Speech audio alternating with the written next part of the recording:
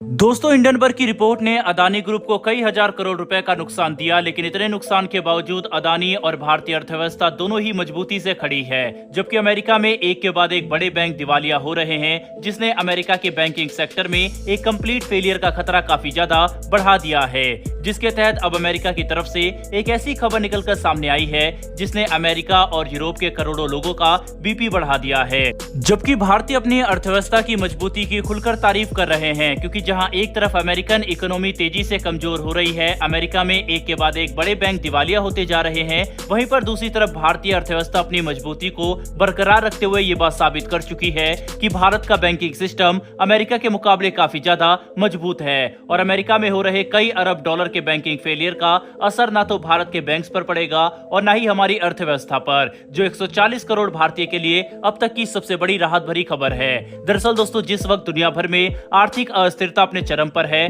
और अमेरिका के बड़े से बड़े बैंक दिवालिया हो रहे हैं,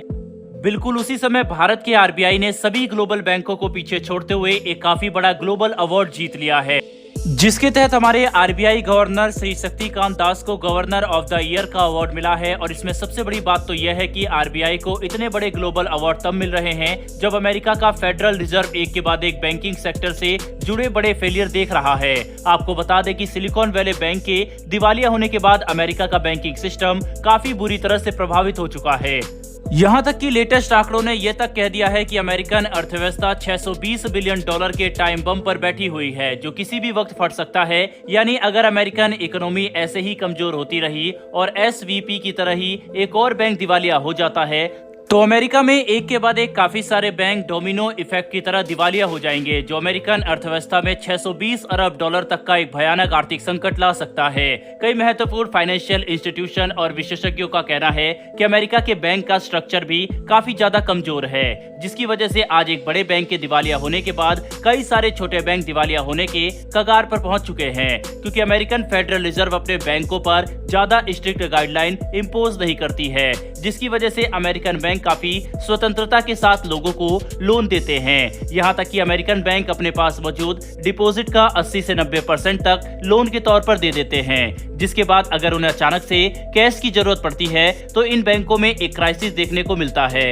और फिलहाल अगर एसवीपी के बाद एक और बैंक दिवालिया होता है तो ये अमेरिकन बैंकों को बिल्कुल किसी डोमिनो इफेक्ट की तरह अपने साथ ले डूबेगा। वहीं पर अगर हम अमेरिका में आए बैंकिंग फेलियर का भारत पर प्रभाव समझने की कोशिश करें तो इस बात में कोई भी शक नहीं है कि अगर ये संकट बड़ा होता है तो इससे भारत की इकोनॉमी पर भी असर पड़ेगा। लेटेस्ट रिपोर्ट के अनुसार फिलहाल भारतीय अर्थव्यवस्था अमेरिकन बैंकिंग क्राइसिस से सुरक्षित है, जिसकी सबसे बड़ी वजह आरबीआई की कड़ी मेहनत और स्ट्रिक्ट गाइडलाइन को बताया जा रहा है, जिसकी वजह से आज भारतीय बैंकों का स्ट्रक्चर काफी ज्यादा मजबूत है और हमारे बैंक काफी कड़े गाइडलाइन का पालन करते हुए ऑपरेट करते हैं, जिसके तहत आरबीआई के दिशा निर्देशों के अनुसार भारत के ज्यादातर बैंक अपना सीआरआर और सीएलआर रेशो मेंटेन करके ही आगे बढ़ते हैं। अगर थोड़ी डिटेल में बात करें तो सीआरआर यानी कैश रिजर्व रेशो, जो आरबीआई ने भारतीय बैंकों को 4% पर मेंटेन करने का निर्देश दिया है, मतलब भारत के बैंकों को अपने पास मौजूद टोटल डिपॉजिट में से 4% सीआरआर के तौर पर रखना होता है।